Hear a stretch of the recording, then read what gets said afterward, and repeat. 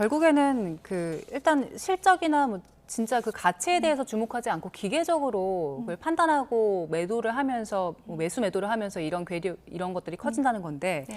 그러면서 그 단일 종목 레버리지 ETF 괴리율이 커지고 있다. 이 점에 대해서 주목하는 보도들도 네. 많이 나오더라고요. 네, 네. 일단 괴리율이라는 게 뭐고 이게 왜 커지는 겁니까? 그러니까 ETF의 괴리율은 ETF의 실제 가치가 있어요. 이제 가치가 시장에서 거래되는 가격이 있는데 뭐 쉽게 얘기하면 예를 들면 이런 거예요. ETF 안에 들어있는 주식들을 계산해 보니까 실제 가치는 10,000원이에요. 예. 근데 이제 시장에서 12,000원에 이 ETF가 거래가 되고 있는 거죠. 그래서 실제 가치보다 비싸게 이제 거래되는 상황이 벌어지는 거죠. 물론 떨어질 때도 마찬가지고요. 이게 이제 우리가 일반적으로 괴리율이라고 얘기를 하는 거죠. 그래서 정상 작동을 보면은 이게 작동 과정에서 이제 문제가 생겼는데요. 예. 그래서 시장가가 우리가 ETF의 이제 가치를 우리가 NAV라고 표시를 하는데 이게 시장가가 가치값보다 너무 높으면은 LP라고 해서 유동성 공급자가 있어요. 이제 이 유동성 공급자가 ETF를 팔고 기초 자산을 사가지고 아까 차익을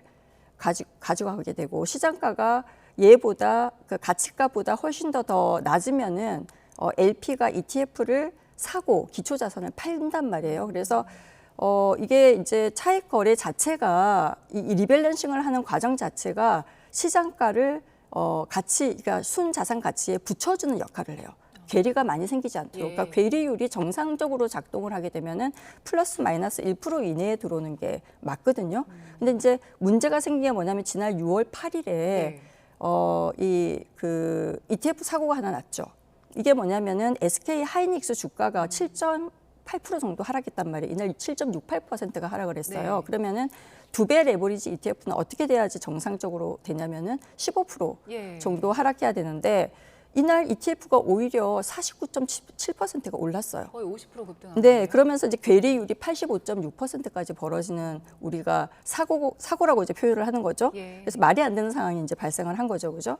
그러니까 앞에서 제가 정상 작동 방식이 어떻게 보면은 자동 보정 장치라고 부르는 이제 시장의 ETF의 순간 자산 가치랑 시장가를 붙여주는 역할을 하는데 괴리가 크게 안 벌어지게 하는데 이게 작동을 잘 안 했다는 뜻이겠죠, 그죠? 예. 그러니까 다시 말하면은 LP가 주문을 계속 해줘야 되는데 이걸 안 해주는 상황이 발생을 한 거예요. 그래서 이유가 왜 이런 일이 예. 벌어졌나라고 보면은 오후 3시 20분부터 30분 사이에 이게 동시호가 시간이란 말이에요. 이게 뭐냐면은 일반 거래는 실시간 체결을 하는데 종가 결정을 위해서 10분 동안 모든 호가를 모아가지고 단일가, 아까 비슷한 상황인데 단일가로 체결을 해요.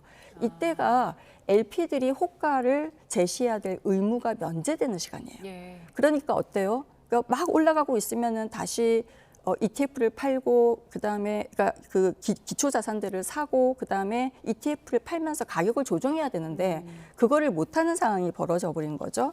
그러니까 이때 우리가 보통 LP가 매수 매도 호가를 내면서 조정하는 장치가 작동하지 않은 시간. 이때 근데 문제는 뭐냐면 주가가 막 하락했잖아요. 예. 개인 투자자들은 어떻게 생각할까요? 이걸 사놓으면 내일 많이 오를 예. 거다라고 2배를 먹을 수 있다라고 생각을 하는 거죠. 그러니까 시장에 기초 ETF에 레버리지 ETF에 매수 주문만 쫙 들어와 있는 거예요. 그러니까 시장 가격이 굉장히 높게 결정이 되고 있는 개인 거죠. 투자자들이 막 들어가는 거네요. 네네. 그래서 주문이 매도는 없고 전부 다 레버리지 ETF를 매수하는 주문만 들어와 있었던 거죠. 그래서 이런 게 굉장히 다시 말하면 개인들이 너무 종가 매수에 몰렸다라고 하는 게 이제 문제가 됐던 거죠. 예. 네.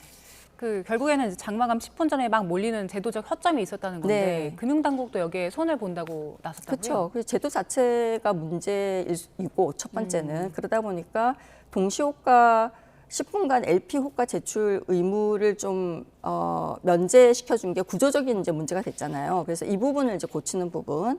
그다음에 그래서 뭐 LP 호가 관리에 실패했다고 한투운용도 이제 사실은 얘기를 했거든요. 예. 마지막에 좀 주문을 넣었어야 된다라고 이제 얘기를 했었는데 뭐 자율성을 주더라도 문제가 생겼을 때 책임을 지게 하는 구조 이런 거는 필요할 거고 투자자들을 위해서는 제일 중요한 거는 정보를 정확하게 공시를 해줘야 되는 거죠. 이 시간대는 사실은 LP가 호가가 들어오지 않으니까 시장이 굉장히 쏠림 현상이 예. 일어날 수 있는 구간이다라고 설명서에 공시를 한다던가 그다음에 충분히 위험을 테이크할 수 있는 사람들만 예. 받을 수 있는 사람들만 투자를 할 수 있도록 그런 부분들을 좀 강화시키는 게 필요할 것 같아요. 그런 규제들이 좀 효과가 있어야 될 것 같은데요. 네네. 네.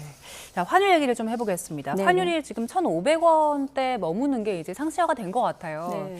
오늘부터 외환 시장이 주 5일 동안 24시간 거래가 가능해지는 건데 네. 1,500원대 환율 좀 안정시키는데 기여할 것이다 이런 전망들이 있긴 하던데 교수님께서는 어떻게 보세요? 뭐 이게 단기적으로는 사실은 오히려 더 좀 변동성이 커질 수도 있어요. 어떻게 보면은 그래서 사실 24시간 동안 이제 거래를 우리가 보통 하게 되면은 좋은 점 중에 하나는 좀 긍정적으로 봤을 때 장기적으로는 외국인 투자자들이 한국 시간에 맞춰가지고 기다릴 필요가 없거든요.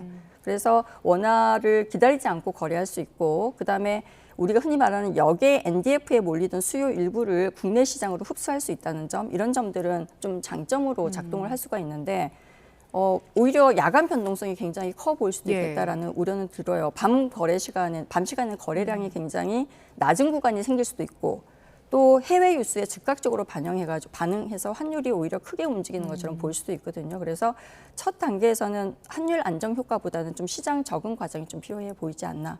그런 데에 좀 예의주시해서 계속 팔로우를 해야 되겠다라는